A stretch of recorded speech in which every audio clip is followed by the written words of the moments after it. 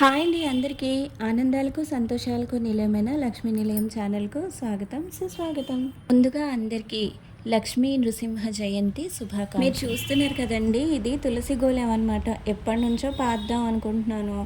అసలు కుదరటమే లేదండి. అలాగే టైం అంతా గడిచిపోయింది. అయితే ఈరోజు ఎలాగైనా సరే ఇందులో అయితే తులసమ్మ వేసుకుందామని చెప్పి తీశాను. అలాగే నేను ఏ విధంగా అయితే ఫస్ట్ తులసమ్మని వేస్తానో మీకు షేర్ చేద్దామని చెప్పి ఈ వీడియో అయితే మీకు షేర్ చేస్తున్నాను.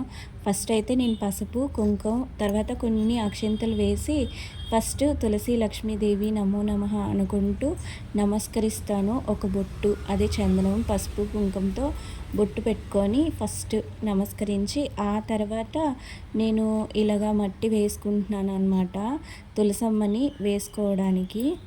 ముందుగా అందరికీ ఒక రిక్వెస్ట్ అండి. వీడియో కనుక నచ్చినట్లయితే లైక్ చేసి ఆ తర్వాత వీడియో కంప్లీట్గా చూశాక కంటెంట్ కనుక మీకు నచ్చినట్లయితే కొత్తవారైతే సబ్స్క్రైబ్ చేసుకోండి. అలాగే ఈ వీడియో మీకు కూడా యూజ్ అయ్యింది, వేరే వాళ్ళకు కూడా యూజ్ అవుతుంది అనిపించినట్లయితే షేర్ చేయడం మర్చిపోకండి. దయచేసి నా ఛానల్ని సపోర్ట్ చేస్తారని ఆశిస్తున్నాను. లక్ష్మీ నృసింహస్వామి జయంతి సందర్భంగా కొన్ని విషయాలనైతే షేర్ చేసుకుందాం అని చెప్పి మీ ముందుకైతే వచ్చేసా. భగవంతుడికి విశ్వ వ్యాపకత్వాన్ని నిరూపించేందుకు ప్రహ్లాదుడు ఆర్డిగా పిలవగా విష్ణుమూర్తి విచిత్రమైన నరసింహకృతిలో రాతి స్తంభంలోంచి ప్రత్యక్షమయ్యారు. స్తంభం అహంకారానికి ప్రతీక. అలాంటి స్తంభం నాశనమైతేనే అంతర్యామి ఆవిర్భావం, ఆత్మదర్శనం సాధ్యమన్నది ఇందులోని అంతరార్థం. ప్రహ్లాదుని భక్తికి మెచ్చి హిరణ్యకశ్యపుని పాలిట ఉగ్రరూపులై, ప్రహ్లాదుని పాలిట కరుణించే కారుణ్యమూర్తి అయి స్వామివారు స్తంభం నుంచి ఉద్భవించారు.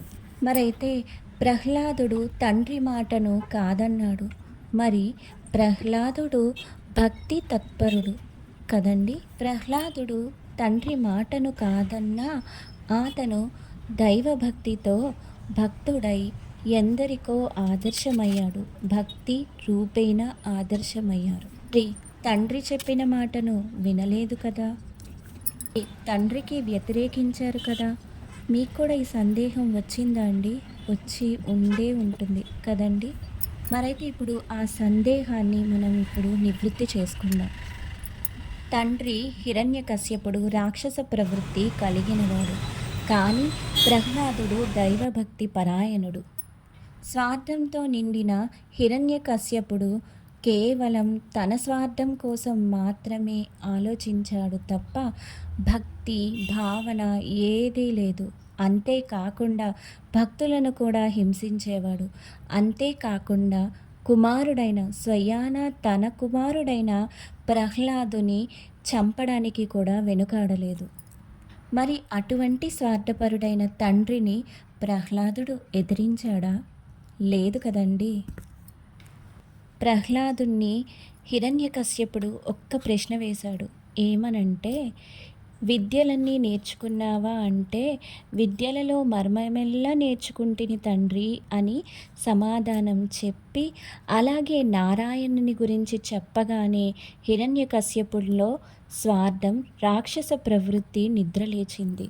కానీ ఇటువంటి స్వార్థపరుడైన తండ్రిని కూడా ఏమాత్రం ప్రహ్లాదుడు ఎదిరించి మాట్లాడలేదు.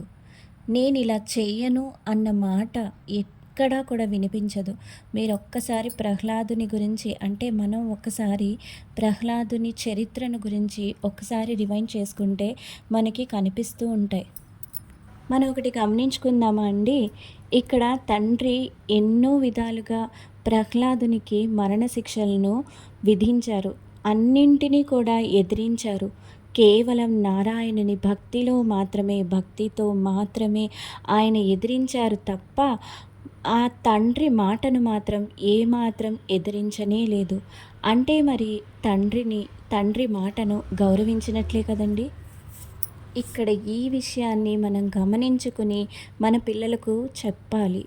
ఏ విధంగా అంటే, తల్లిదండ్రులను ఏ విధంగా అయితే మనం గౌరవించాలి. ఇప్పటికీ కూడా కొందరు తల్లిదండ్రులు ఆడపిల్లల విషయంలో వివక్ష చూపించే వాళ్ళు ఉన్నారు.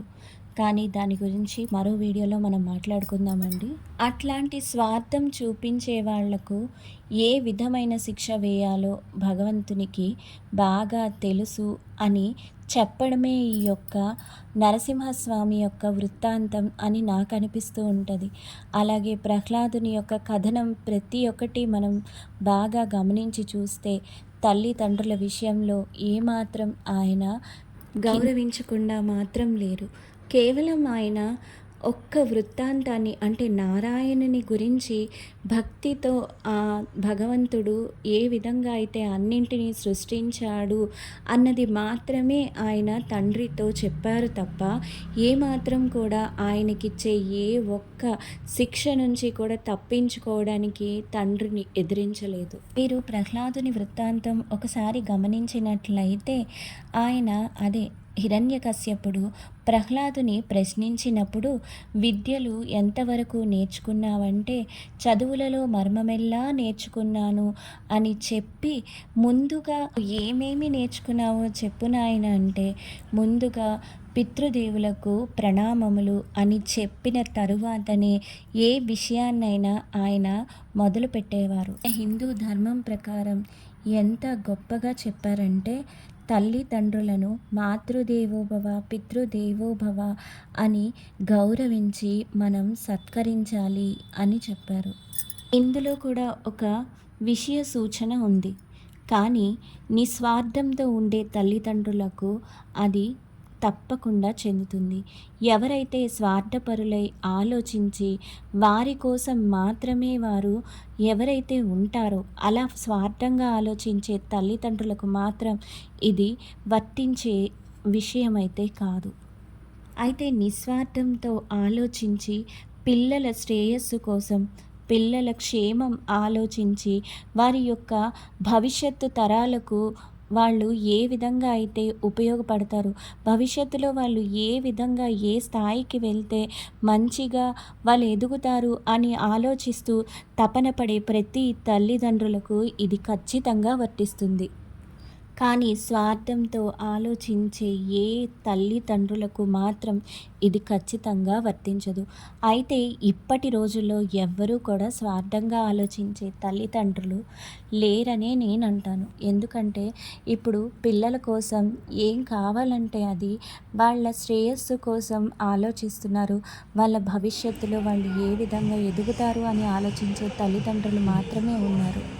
కాబట్టి ఇప్పుడు మాత్రం ఎవరైతే పిల్లల విషయంలో తపన పడే తల్లిదండ్రులు ఉంటారో వాళ్లకు తప్పకుండా ప్రతి పిల్లలు గౌరవించాలి అనే ఉద్దేశంతోనే ఈ వీడియోనైతే చేస్తున్నాను.